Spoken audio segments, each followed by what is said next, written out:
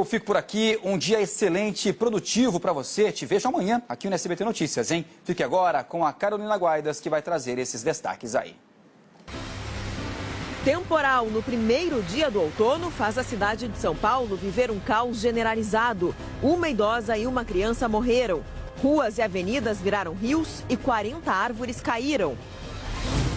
E a chuva provocou estragos também em outros estados. Em Goiás, um motorista registrou a forte correnteza às margens de uma rodovia. Isso aqui é uma cachoeira aí. Caso Marielle, mais de 100 ONGs e entidades internacionais denunciam o Brasil na Comissão de Direitos Humanos da ONU. Manifestação no centro do Rio lembra o 7º dia da morte. Suplente de vereador é assassinado na Baixada Fluminense. Polícia investiga se foi crime político. Atirador invade festa de aniversário de criança e mata um homem na frente dos filhos, no interior de São Paulo. No Rio, um menino de 2 anos é baleado em São Gonçalo. O pai da criança e outros 2 homens morreram em ataques a tiros. Ministério da Saúde recomenda a vacina contra a febre amarela para o Brasil inteiro. A intenção é imunizar quase 80 milhões de brasileiros. Ministério Público suspeita que padres pagavam mesada para ocupar paróquias mais lucrativas e, assim, desviar dinheiro. Se ele é um homem de Deus, que nem diz ele, né? Não pode fazer essas coisas. Governador de São Paulo, Geraldo Alckmin, anuncia que é oficialmente pré-candidato à presidência da República pelo PSDB. Internacional, escândalo sobre vazamento de dados faz Facebook perder 50 bilhões de dólares em 2 dias. Ex-presidente francês Nicolas Sarkozy é preso por suspeita de irregularidades em campanhas eleitorais. Bola na rede, com falha incrível do goleiro, São Paulo vence o São Caetano e está nas semifinais do Campeonato Paulista.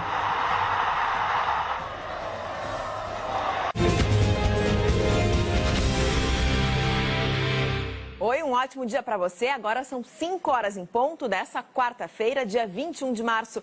Eu sou a Carolina Guaidas e peço licença para te fazer companhia nesse comecinho de manhã, ao vivo, aqui no SBT Notícias. Nós vamos juntos até às 6 horas da manhã. Bom, e o outono começou debaixo de temporais em São Paulo. Em 2 horas, choveu tudo o que era esperado para 12 dias. A maior cidade do país parou e, claro, virou um caos. Nesse momento, chove fraco em pontos isolados da capital paulista. Uma idosa de 85 anos teve uma parada cardíaca e morreu ao ver a casa ser destruída. Também foi confirmada a morte de uma menina de 1 ano e 6 meses, que foi arrastada pela correnteza. E isso não é só em São Paulo. Boa parte do Sudeste sofre com as tempestades. Em Belo Horizonte, o prefeito Alexandre Calil decretou situação de emergência devido aos estragos que a chuva vem causando. E a chuva também provocou estragos no Rio de Janeiro e em Goiás. Nessa quarta-feira, o assassinato da vereadora Marielle Franco e do motorista dela, Anderson Gomes, completa 1 semana. E ainda faltam muitas respostas sobre esse crime que aconteceu no Rio de Janeiro. ONGs e entidades internacionais denunciaram o Estado brasileiro na Comissão de Direitos Humanos da ONU em Genebra e pediram investigações independentes sobre o assassinato. Nessa terça-feira, pessoas mais próximas a Marielle prestaram depoimento no Rio de Janeiro. No centro do Rio foi realizada uma manifestação para lembrar o 7º dia do assassinato de Marielle e do motorista Anderson. Já em São Paulo, uma homenagem a Marielle foi feita na escadaria de Pinheiros, que fica na zona oeste da cidade. A escadaria amanheceu com um retrato gigante da vereadora em preto e branco. O lambe-lambe com a foto dela está no centro e ao redor foram colocados outros cartazes com frases de protesto. E ainda no Rio, a polícia investiga o assassinato de um suplente de vereador. O crime aconteceu na Baixada Fluminense nessa terça-feira. Uma pessoa que estava com a vítima também ficou ferida e existe a hipótese de um crime político. E nessa terça-feira, o comandante do Exército, o general Eduardo Vilas Boas, disse que está preocupado com o resultado da intervenção federal no Rio. Para ele, uma solução só seria possível em um prazo muito longo. O presidente Michel Temer anunciou que vai liberar R$1 bilhão para a intervenção no Rio. Sem dinheiro em caixa, o governo pressiona a Câmara para aprovar um projeto que aumenta os impostos de 50 setores da economia, com o fim de descontos nos tributos da folha de pagamento das empresas. O prefeito de São Paulo e candidato do PSDB ao governo estadual, João Dória, virou réu numa ação por uso da marca Cidade Linda. E o ministro Edson Fachin, do Supremo Tribunal Federal, negou mais um recurso contra a prisão de condenados em segunda instância. A presidente da corte, ministra Carmen Lúcia, ainda não se reuniu com os colegas para discutir o julgamento do assunto no plenário. Uma questão de ordem sobre o tema deve ser apresentada nesta quarta-feira. A revisão da prisão em segunda instância interessa diretamente ao ex-presidente Lula. E durante a visita do ex-presidente Lula ao campus da Universidade Federal do Rio Grande do Sul, houve confronto entre manifestantes pró e contra o político.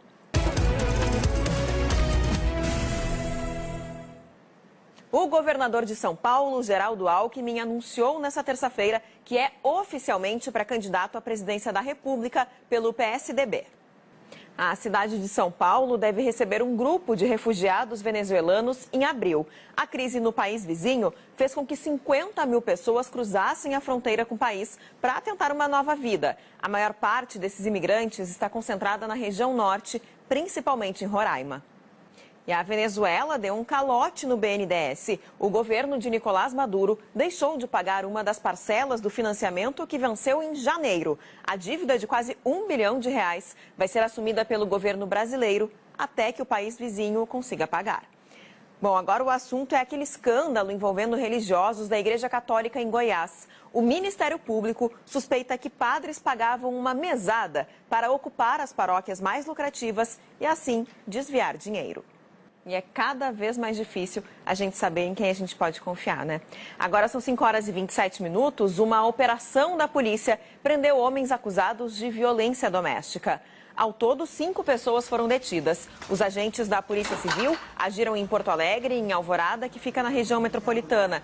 O objetivo era combater casos que poderiam resultar em feminicídio e descumprimento de medidas protetivas. Durante as buscas, foram apreendidos 3 revólveres calibre 38 e drogas. Segundo a polícia, as armas eram usadas para ameaçar e para intimidar as vítimas. Em Porto Alegre, a polícia procura um suspeito que esfaqueou uma mulher pelas costas dentro de uma loja de conveniência. Uma câmera de segurança flagrou o momento exato em que ele ataca a vítima. Bom, e agora atenção a essa notícia, hein? O Ministério da Saúde anunciou que a vacina contra a febre amarela passa a ser recomendada para todo o Brasil. A ampliação do programa de vacinação pretende imunizar cerca de 78 milhões de brasileiros até abril do ano que vem. No Espírito Santo, um homem morreu com suspeita de gripe H1N1. A doença evoluiu rapidamente, o que chamou a atenção das autoridades. Agora, nas notícias internacionais, o ex-presidente francês Nicolas Sarkozy foi preso por suspeitas de irregularidades em campanhas eleitorais. O CEO da empresa britânica de marketing político Cambridge Analytica foi suspenso nesta terça-feira. A companhia foi acusada de coletar de maneira ilegal dados de 50 milhões de usuários do Facebook.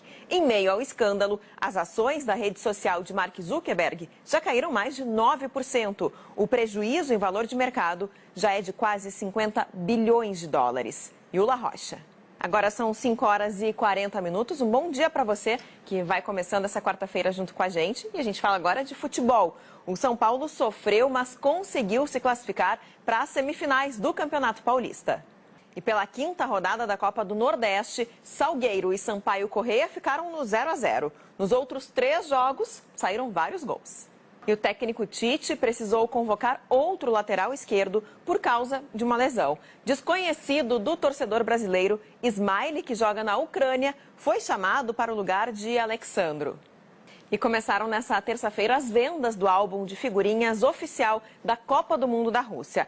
O preço para os colecionadores aumentou, assim como a preocupação, sabe com o quê? A segurança.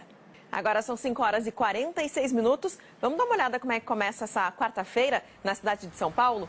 Você vê aí nas imagens na sua tela a Avenida Radial Leste, na altura da estação Tatuapé do metrô e da CPTM.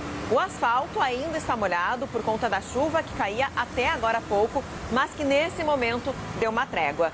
O trânsito começa a ficar mais movimentado nos 2 sentidos, vai se intensificando ao longo do dia. Para quem está se arrumando para sair de casa, é bom não esquecer que o rodízio vale para as placas com final 5 e 6 E bom também levar o guarda-chuva, viu? Para os usuários do transporte público, o sistema de trens e metrôs da capital opera normalmente. A quarta-feira deve ter bastante nebulosidade, o sol aparece entre nuvens e a máxima chega aos 29 graus. E podem, de novo, ocorrer pancadas de chuva, principalmente no período da tarde.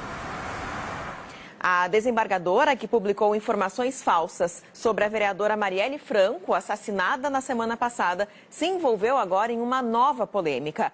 Dessa vez, ela usou as redes sociais para criticar uma professora com síndrome de Down no Rio Grande do Norte. No Rio de Janeiro, um menino de 2 anos foi baleado em São Gonçalo. O pai da criança e outros 2 homens morreram em ataques a tiros, que podem estar ligados à disputa entre traficantes e milicianos. A reportagem é do Léo Santana. Mais uma vez, né? Foi enterrado o corpo do rodoviário morto num tiroteio provocado por bandidos no centro do Rio de Janeiro. Não deu tempo, né?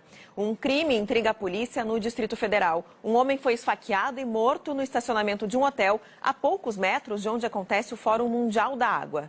A Polícia Militar disse que mantém uma viatura fixa 24 horas no setor hoteleiro e que também faz rondas com policiais a cavalo e de moto.